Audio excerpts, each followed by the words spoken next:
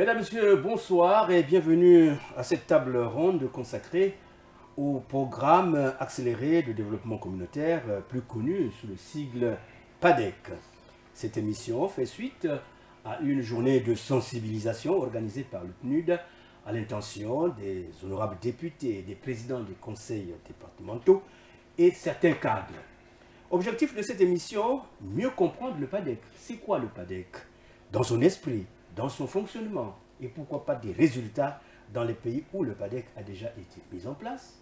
On me parle du Gabon, la RDC, du Sénégal, j'en passe. Nous allons ensemble réfléchir pendant une demi-heure, 30 minutes, à la manière dont ces modèles RDC-Gabon pourraient inspirer les initiatives de développement en République du Congo. Pour en parler, nous avons en tout cas un panel bien composé, le PNUD et un parlementaire. Pour la réalisation, je vais commencer donc par ma droite et je vais revenir vers ma gauche. À ma droite, à côté de moi, j'ai M. Henri René Diouf. Vous êtes le représentant résident adjoint du PNUD Congo. Soyez les bienvenus. Merci. Un peu plus loin, donc à votre droite, il faut dire comme ça, j'ai M. Valman Leka, je prononce bien. Vous êtes économiste national, bureau PNUD République du Congo. Merci beaucoup d'être sur ce plateau. Je me tourne donc du côté de ma gauche. Et donc il y a une seule dame. C'est Madame Goné Soho. C'est comme ça qu'on prononce. Vous êtes coordinatrice du programme de développement local, on dit des 145 territoires PNUD RDC. C'est quoi 145 territoires PNUD RDC? C'est quoi, madame? Vous pouvez prendre le micro? Parce que je veux un peu comprendre c'est quoi. Merci pour l'invitation. Oui. On est très honorés et très heureuse d'être là aujourd'hui avec vous. Les 145 territoires, pour résumer, en fait, c'est les 145 territoires qui composent le vaste pays que vous connaissez, la RDC. Ah, d'accord. Qui est composé de 26 provinces, mais avec 145 territoires. Merci beaucoup. Un peu plus loin, nous avons un député, l'honorable Eric Ngongarankwa. Vous êtes député de Ngo. Exactement. Vous êtes député à l'Assemblée nationale, membre de la commission économie et finances. C'est bien ça. On peut dire que Ngo, c'est une chance déjà avec ce programme. Vous salivez déjà? Bon, vous savez, tout mandat impératif est nul. Donc je représente le Congo dans son ensemble. Voilà, très bien. De la circonscription. Merci beaucoup. Nous allons donc entamer cette discussion en cherchant à comprendre d'abord la philosophie du PADEC. Premier point d'interrogation. Ensuite, ses résultats concrets ailleurs. Et enfin, les perspectives d'avenir pour la République du Congo. Alors, de vous en moi, je vais vous poser une question bateau. Chacun peut parler. Je me tourne donc du côté du PNUD, puisque c'est vous qui avez la charge. Est-ce que vous pouvez d'abord nous dégager brièvement, qu'est-ce que c'est le PADEC? Le PADEC, c'est le programme accéléré de développement communautaire, donc, qui est un programme qui a pour objectif d'aider, d'apporter vraiment les services sociaux de base, tels que l'eau, l'éducation, l'électricité, mais aussi d'accompagner le développement communautaire au niveau des zones rurales du Congo qui, traditionnellement, je ne dirais pas été marginalisées, mais n'avaient pas le même accès à ces services sociaux qui sont très importants, aussi bien pour le bien-être social et pour le développement communautaire.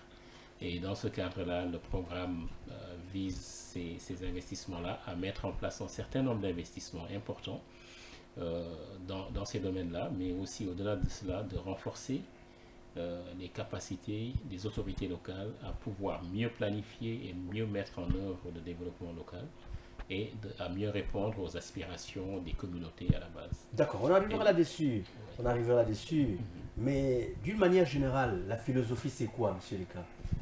Vous avez le micro? Non. Oui, allez-y. Merci. La philosophie. Monsieur le journaliste. En effet, le PADEC a été... C'est un modèle que le PNUD est en train de mettre à la disposition des États pour pouvoir réduire les écarts d'inégalité entre le milieu urbain et le milieu rural. Si je dois être un peu plus factuel, l'indice de développement humain, c'est un indicateur qui mesure le développement humain de la population d'un pays. Se situe au Congo, c'est situé à 0,575. Mais lorsqu'on ajuste cet indice aux inégalités, le Congo tombe à la catégorie des pays à indice de revenu inférieur. voyez, ça veut dire que le Congo perd plus de 25% de son niveau de développement à cause des inégalités spatiales. Donc le PADEC, c'est une réponse à ce problème, à ce fléau, pour pouvoir honorer le principe cardinal des ODD qui dit ne laissez personne pour compte. Que vous soyez au milieu rural, qu'au milieu urbain, vous avez besoin d'accès aux services sociaux de base. C'est ça la philosophie du PADC. D'accord. Madame So, je me tourne du côté de Madame So, mais entre nous soit dit, en quoi ce programme PADEC est-il différent des autres programmes qu'on a déjà vraiment expérimentés en Afrique? En quoi celui-ci est différent des autres? Je pense que le représentant adjoint et mon collègue aussi, Val, ont touché. Ce programme en fait vise à mieux en fait poser un équilibre. Un équilibre qui est là, mais avec un dispositif qui est innovant, c'est-à-dire un dispositif de paquet d'investissement d'abord. C'est-à-dire qu'on a l'habitude de voir quelque part des projets qui investissent dans l'éducation, d'autres qui investissent dans la santé, d'autres qui sont là pour les activités génératrices de revenus. Mais avec le PADC, vous avez en fait un paquet d'investissements intégrés. Et ça déjà, c'est vraiment extrêmement important parce que ça permet en fait d'avoir son alignement au programme pays, au document en fait de développement du pays de la République du Congo. Le deuxième niveau, c'est en fait l'intervention simultanée partout. En général, vous voyez, les projets, ils sont quelque part dans un territoire, dans un département, mais le PADC offre l'opportunité à la République du Congo de pouvoir dire à chaque Congolaise, à chaque Congolais, que nous allons intervenir dans un moment précis, mais en même temps. Et le troisième point que je voulais souligner, c'est vraiment le niveau aujourd'hui d'inclusion.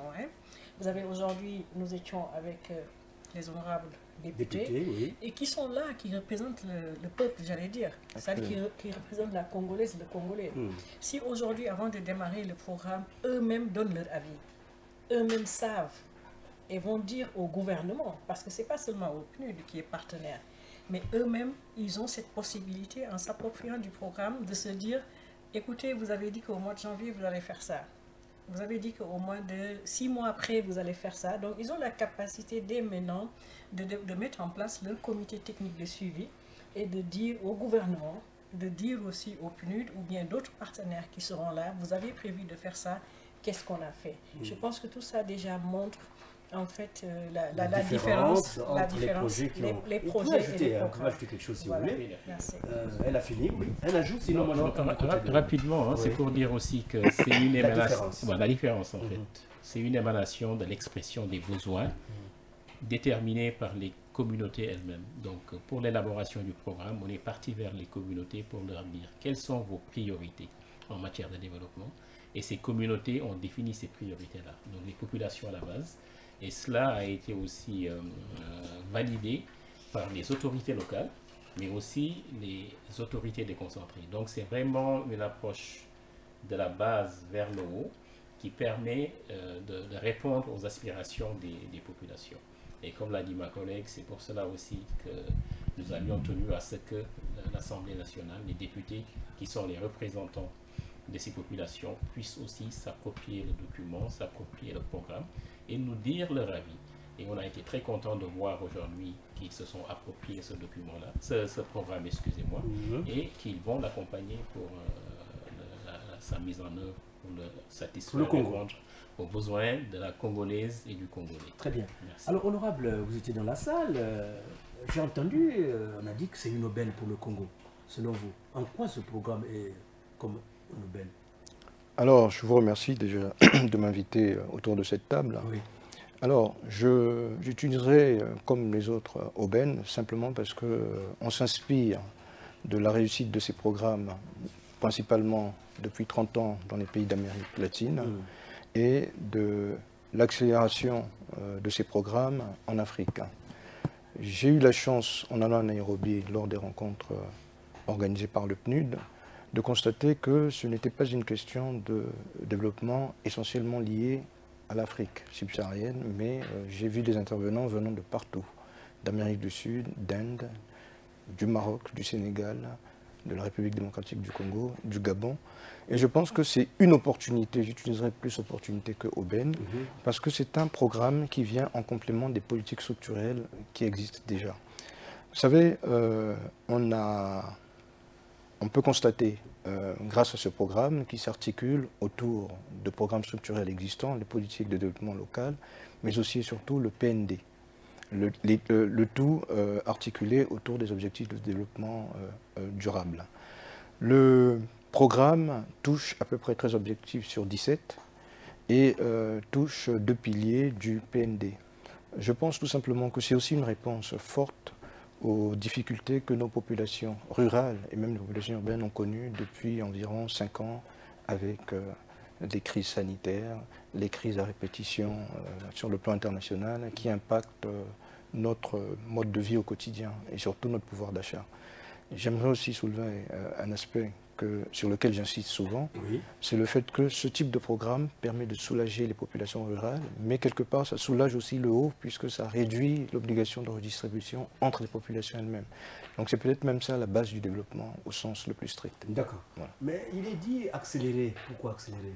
C'est quand même une question qui interpelle le journaliste. Madame, monsieur, pourquoi il est accéléré? Oui, aller vite, ça veut dire quoi? Accélérer ne veut pas tout simplement dire aller vite, mais accélérer ce qualificatif, c'est parce que le Congo a adopté les objectifs de développement durable. La date butoir est 2030, donc dans 5 ans. Il faut accélérer pour atteindre ces objectifs. D'où le sens accélérer. Très bien. Voilà. Je comprends maintenant. Peut-être ajouter que aussi c'est à impact rapide. Hein. C'est des impacts qu'on voit immédiatement sur le terrain. L'objectif de ce programme, par exemple, construire des centrales électriques solaires. Donc ça nous prend 2-3 mois. Et en 2-3 mois, des populations qui étaient dans la pénombre, dans l'obscurité, ont la possibilité d'avoir immédiatement accès à l'électricité, de mener des activités génératrices de revenus, de pouvoir aller à l'école, de pouvoir accéder à des soins de santé, etc.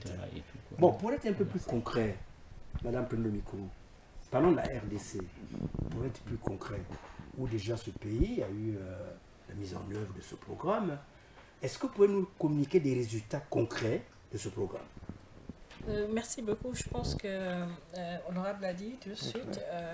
C'est l'Afrique, peut-être l'Afrique subsaharienne, l'Afrique de l'Est maintenant, mais pendant longtemps en Asie et ailleurs, il y a eu ce genre de programme. Et comme mes collègues viennent de le dire aussi, ce qui est intéressant, c'est au moins d'avoir une visibilité sur l'impact. Parce qu'on a beaucoup de projets-programmes dans les pays où il est très difficile de mesurer en fait les effets et les impacts.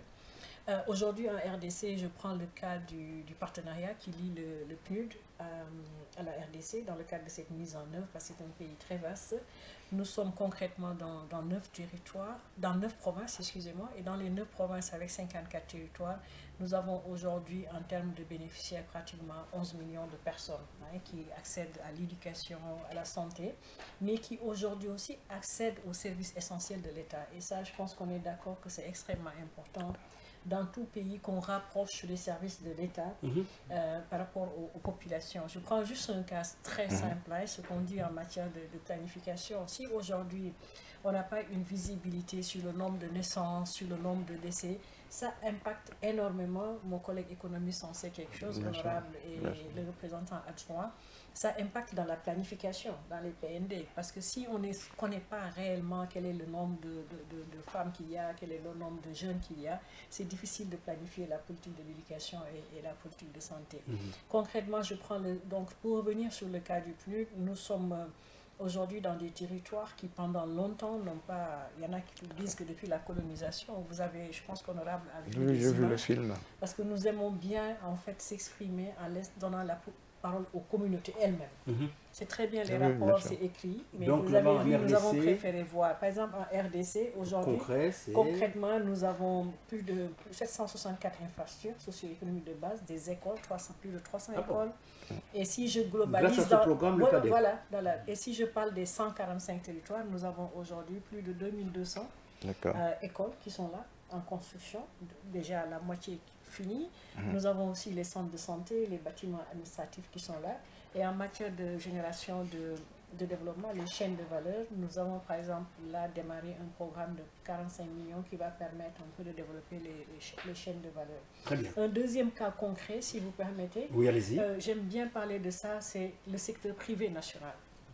Parce que nous avons opté en fait pour travailler avec les entreprises nationales. Ça signifie quand même qu'il y a des défis. Je ne vais pas dire que tout est rose, mais je prends le cas de ce programme où aujourd'hui nous avons signé plus de 30 contrats. Et tous ces contrats, c'est avec des entreprises congolaises, avec une manne financière de plus de 170 millions de dollars. Voilà, donc ça c'est juste un exemple. Et je pense qu'un État qui fait ça, qui donne ses contrats à son secteur privé à travers la Fédération des entreprises congolaises, ça impacte nécessairement dans le pays. Très bien. Alors revenons donc au Congo-Brazzaville. J'aimerais quand même savoir quelles sont les composantes. Doter le pays des infrastructures ou les communautés des infrastructures socio-économiques de base, notamment infrastructures sanitaires, infrastructures éducatives, infrastructures énergétiques. La deuxième composante, c'est plus concret, c'est-à-dire construire des écoles. Oui, on aimerait quand même écouter ça comme ça. D'accord, construire des écoles, des hôpitaux, voilà. Mettre à disposition de la population de l'énergie, de l'éclairage, de l'électricité. Il y a aussi la composante des enclavements, il s'agit de construire des routes. Il y a la composante, j'ai pas dit de l'énergie. C'est-à-dire les pistes agricoles. Les pistes agricoles compris, voilà. Il faut les boudronner, non? Oui, il n'y a pas de problème. Ah, d'accord. Oui, c'est prévu. C'est prévu comme ça? C'est prévu, mais il y a une composante très importante qui est la gouvernance locale, parce que c'est un aspect très important. C'est bien de construire ces routes, mais il faut les pérenniser. Bien sûr. Alors il faut renforcer la capacité de gestion des autorités locales pour pouvoir gérer. Ça, c'est un élément très important de ce programme. Et la dernière composante, c'est le suivi et évaluation. Comme l'a dit pendant la session, il faut suivre, il faut rendre compte. L'avantage, c'est que le PNUD a pris cette responsabilité, non seulement de mettre en œuvre, mais aussi de rendre compte au gouvernement, aux parlementaires, de ce qui a été fait, quelles sont les difficultés, les goûts d'étanglement. Voilà un peu les composantes de ce PADC. D'accord. Un complément peut-être, sinon on avance. Alors, honorable, oui, allez-y, sinon je vous pose une question. Alors, pour parler des composantes, oui. J'aimerais insister sur un point. Ce programme est l'émanation de la volonté politique exprimée par le président de la République, son Excellence Denis Sassou Nguesso, s'adressant à la direction régionale du PNUD afin d'aider la République du Congo à mettre en œuvre le programme. Donc, il est basé sur les aspirations des communautés elles-mêmes et le gouvernement a, dans son organisation, décidé de travailler sur 6 axes principaux. Ce sont l'agriculture, l'électricité rurale, les pistes dont il parlait tout à l'heure, le développement d'une économie résiliente et la santé et l'éducation, éducation-formation. Donc ça permet en tant qu'élu, ça permet de constater que le degré d'implication et d'inclusion des populations est effectif, simplement parce que ce sont les mêmes aspirations, les mêmes expressions, les mêmes attentes qui sont soumises à l'endroit des députés que nous sommes. Oui, chaque fois quand vous descendez. Voilà. Donc c'est un malgré ça, vous le dites que ce n'est pas le député qui construit les écoles. Est-ce qu'ils comprennent? On ne le dit pas toujours sous cette forme, parce que avant d'être député, nous sommes humains, nous sommes francs avec eux. Oui. Ils savent quelle est notre mission. Oui. Le gouvernement a une mission, nous en avons une, le pouvoir judiciaire en a une autre. Très bien. Donc je pense que tout est stratifié.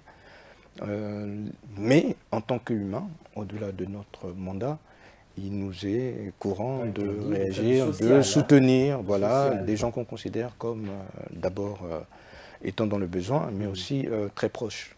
J'aimerais insister sur les chiffres, puisque vous avez demandé un exemple concret. Alors, le public cible visé ici est de 2 600 000 Congolais, soit un peu plus du tiers de la population, d'après le dernier recensement, ce qui est une bonne chose, même si tout le monde ne bénéficiera pas des mêmes, j'ai envie de dire, services attendus. Mais l'avantage, c'est que les populations, en fonction de leurs besoins, ont été identifiées et on peut penser qu'il y aura un impact réel sur le développement local. On reviendra sur ça. Voilà. Et selon vous, quel est le rôle de l'Assemblée nationale pour soutenir ce programme? Qu'est-ce qu'on peut attendre de vous? Alors, on ne changera pas la mission de l'Assemblée nationale, puisque notre mission première, c'est celle de contrôler l'action du gouvernement et surtout le suivi de l'exécution du budget. Ce programme est axé, certes, sur la volonté politique, sur les qualités du partenaire, les qualités techniques, donc le PNUD, mais il dépend aussi d'une donnée essentielle, son financement. Alors, le financement, lui, peut être envisagé de deux manières, puisqu'elle a parlé tout à l'heure du secteur privé, mais la base, c'est quand même que le financement public serve de levier aux autres types de financement. Et le financement public, c'est naturellement le budget général de l'État. Et en tant que parlementaire, vous savez que nous sommes en session budgétaire. C'est l'occasion jamais de discuter de ces questions et du bien fondé du programme. L'idée aujourd'hui, c'était que nous nous approprions. Bon, moi j'ai la chance d'appartenir à la Commission économie et finances, donc je m'approprie tous les jours le programme et ses composantes, mais l'idée c'était de partager avec les autres collègues députés le bien fondé de ce programme. D'accord. Mais pour la gouverne de nos téléspectateurs, monsieur le représentant, monsieur Van, madame, est-ce qu'on peut avoir une idée sur le coût de ce programme? Si ce n'est pas un secret pour nos téléspectateurs. Vous pouvez prendre le micro. Le coût. Le coût global en fait de ce programme tourne autour de 730 et quelques millions de dollars. Oui, on parle en termes de... Ouais, à peu près 400 milliards de francs CFA. Oui. Et donc, c'est pour rebondir, hein, comme vous avez posé la question relative au financement, sur ce que vient de dire l'honorable député, pour dire qu'en fait, ce programme, il est actuellement estimé à 400 milliards de francs CFA, mais avec une stratégie de financement qui est basée sur une première contribution du gouvernement. Et ces ressources du gouvernement vont non seulement servir à commencer rapidement la mise en œuvre, montrer des résultats, convaincre les partenaires au développement à ce qu'ils viennent appuyer l'État, mais aussi à catalyser, lever d'autres financements auprès du secteur privé. Nous sommes dans une conjoncture actuelle qui est un peu difficile, où maintenant, comme on le sait, l'aide publique au développement a beaucoup régressé. Et au niveau du PNUD actuellement, nous sommes en train d'accompagner les gouvernements à pouvoir d'abord compter sur leurs propres ressources et avec les capacités et l'expertise que nous avons, le réseau de partenariat que nous avons, pouvoir utiliser ces ressources pour lever d'autres ressources beaucoup plus importantes pour des investissements de plus grande envergure et avoir vraiment des impacts transformationnels. Parce qu'en fin de compte, ce que nous recherchons, et c'est ce que je pense le gouvernement recherche, c'est l'ambition du président de la République et de tous les députés, c'est vraiment d'arriver à apporter cette transformation structurelle profonde des communautés rurales qui, jusqu'à présent quand même, ont besoin d'un certain appui d'eau, d'électricité et de permettre à ce qu'on appelle les populations qui sont laissées pour compte de pouvoir aussi bénéficier des fruits de la croissance économique. Pour nous, le PNUD, le partage de la prospérité, le partage de la croissance économique entre toutes les populations, si on est au Congo, entre toutes les Congolaises et les Congolais, est vraiment une priorité que nous partageons avec le gouvernement. D'accord, mais la question c'est de savoir pourquoi vous avez traîné alors qu'on avait besoin quand même de vous voir depuis longtemps dans ce programme. Alors madame, dites-nous. J'ai envie de répondre. Ah ben, si vous voulez répondre, allez-y. Non, en fait, c'est une ambition, je pense, du PNUD, hein, qui s'est matérialisée dans beaucoup de pays, comme on l'a dit. Depuis plus de 30 ans, c'est ce que le PNUD fait dans certains pays de l'Amérique latine. En Afrique, mon pays, le Sénégal, on fait ça depuis plus d'une dizaine d'années. Ici, quand nous sommes venus aussi, et même nos prédécesseurs, on a commencé ces discussions avec le gouvernement. Alors, madame, prenez le micro, madame Sow. C'est vrai, je ne vais pas vous accabler avec beaucoup de questions. Mais je veux savoir un peu en RDC, comment ils ont mobilisé les ressources, l'expérience?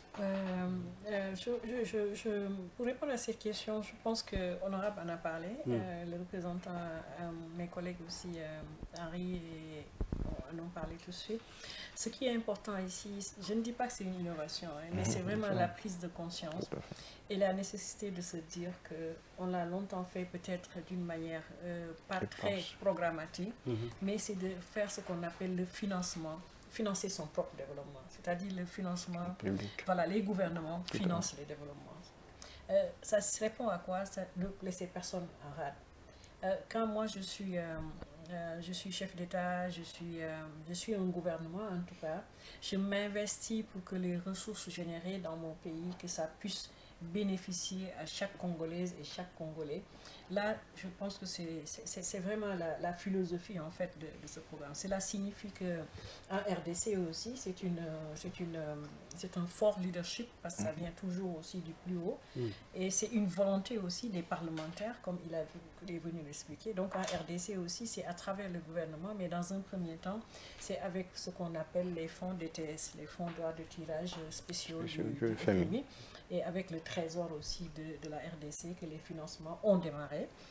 C'est le même cas aussi au Sénégal, là, en 2015-2016, où le président de la République, le gouvernement se sont engagés, après avoir fait l'évaluation participative de la pauvreté et après avoir écouté les populations, de mobiliser dans un premier temps 100 milliards de francs CFA au démarrage du programme d'urgence au Sénégal pour démarrer. Et c'est après cela que le Sénégal a eu l'appui maintenant de la Banque africaine de développement et de la Banque islamique pour continuer à faire ce travail. Donc c'est toujours important que ça part du gouvernement qui investit, et comme ça les partenaires des pays, les amis des pays viennent soutenir ce développement. D'accord.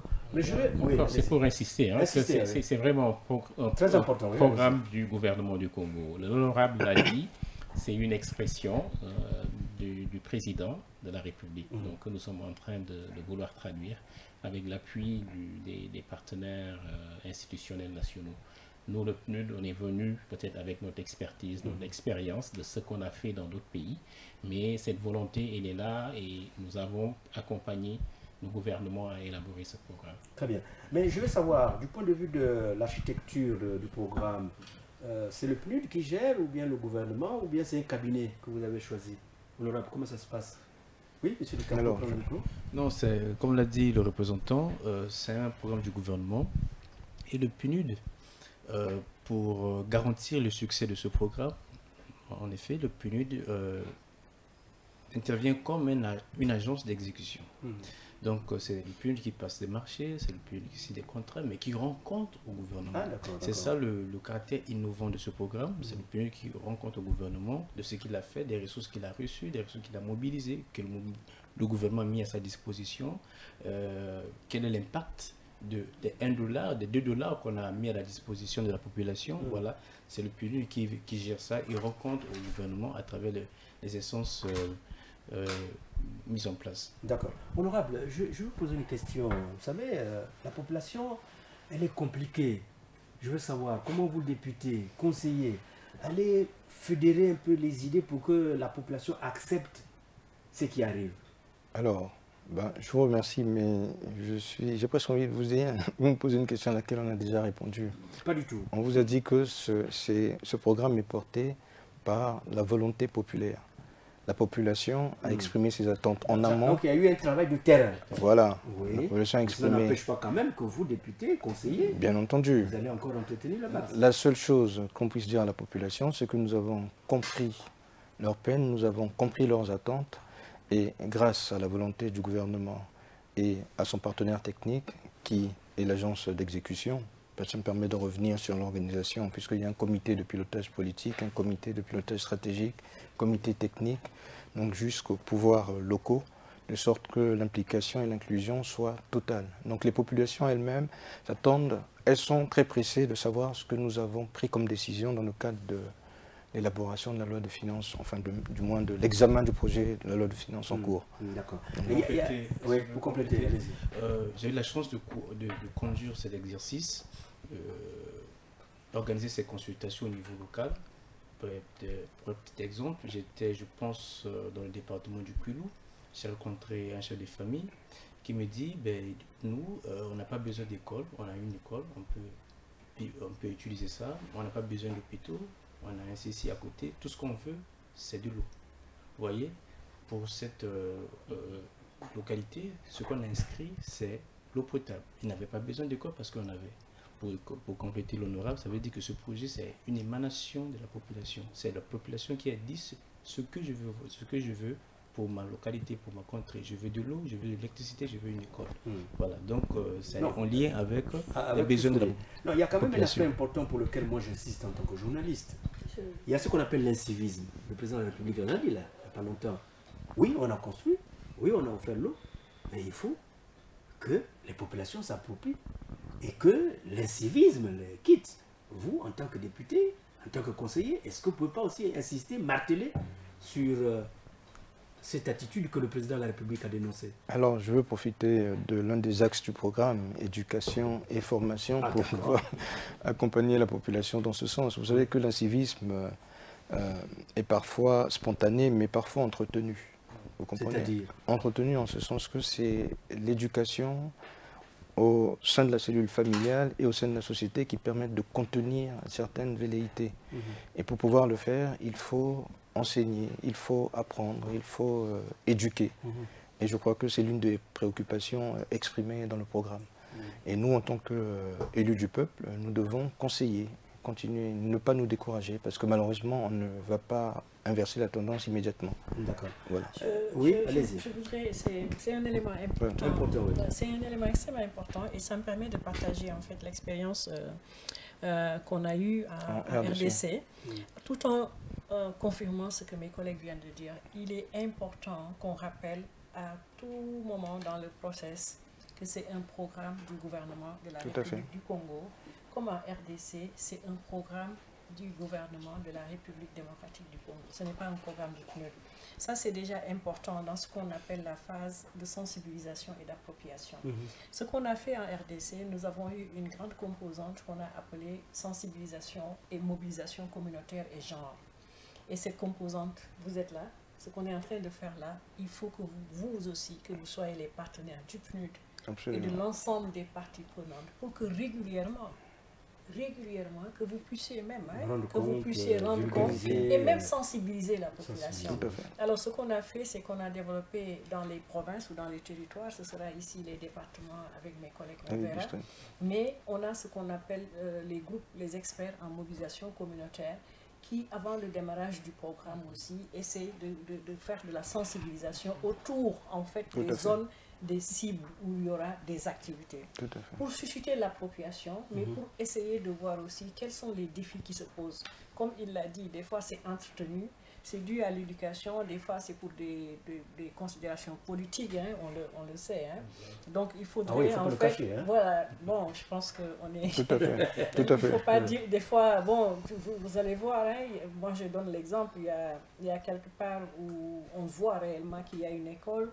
Ensuite, vous voyez que le ministre est interpellé à l'Assemblée nationale, un député lui dit qu'il n'y a rien n'a été fait, alors qu'il y a quelque chose qui est... Ça, c'est de la politique. Voilà, ça devient de la politique. Donc, mettre l'accent sur la mobilisation et sur l'inclusion, pas seulement quand il y a des remises ou des manifestations, bien sûr. Mais dans tout le process, informer la communauté et mettre la communauté au centre de toute action, elle est extrêmement importante. Et vous avez un rôle important. Les médias ont un rôle.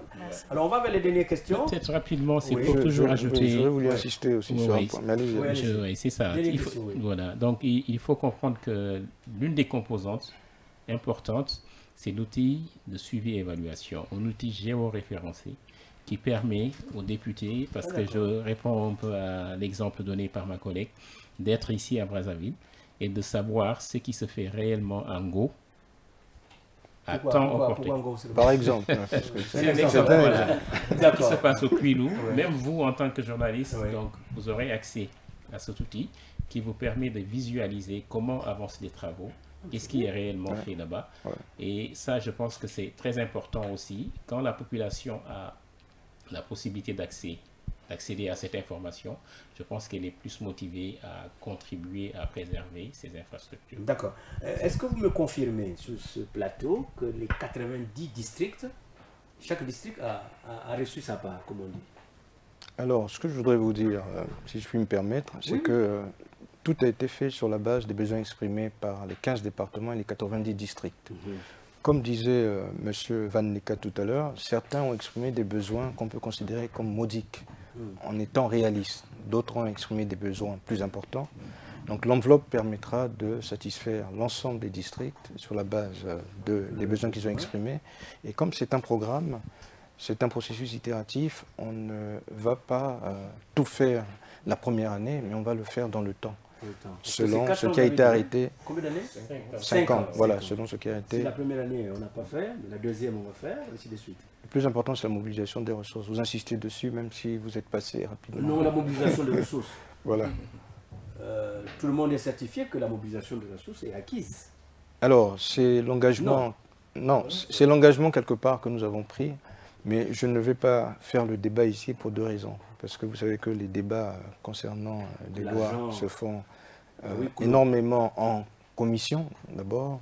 Et nous soumettrons à la suite d'un rapport à la plénière la possibilité d'apprécier. D'accord. Mais nous avons déjà quelques pistes qui ont été évoquées ce matin d'ailleurs. Et j'ai foi en la réalisation de ces pistes. Vous avez également foi. Vous avez également foi. Oui, vraiment. Alors, en guise de conclusion, si vous devez résumer en une phrase, moi je vais dire ça comme ça, le principal atout du PADEC, version Congo-Brazzaville, que diriez-vous en termes de perspective? Je commence par vous. Alors, en termes de perspective, vous voulez une phrase? Il y a des phrases qui sont longues. Non, une phrase. Merci beaucoup. Ben, écoutez, en termes de perspective, j'ai envie de dire, c'est le moment ou jamais de saisir une possibilité d'accélérer le développement rural en tenant compte des soubresauts et de toutes les conséquences des crises sanitaires, politiques, internationales que nous avons subies ces derniers temps. L'avantage, c'est que de nombreux programmes ont connu un franc succès et il n'y a aucune raison qu'en tenant compte des écueils évités par les autres et les écueils que les autres nous ont demandé d'éviter, que nous ne soyons pas en mesure de produire des résultats très rapidement. Merci, honorable. Votre phrase est tellement trop longue. Madame. Je vais reprendre le honorable président de l'Assemblée nationale à la clôture. C'est-à-dire que c'est l'espoir et puis un temps fort de l'expression nationale. Merci beaucoup.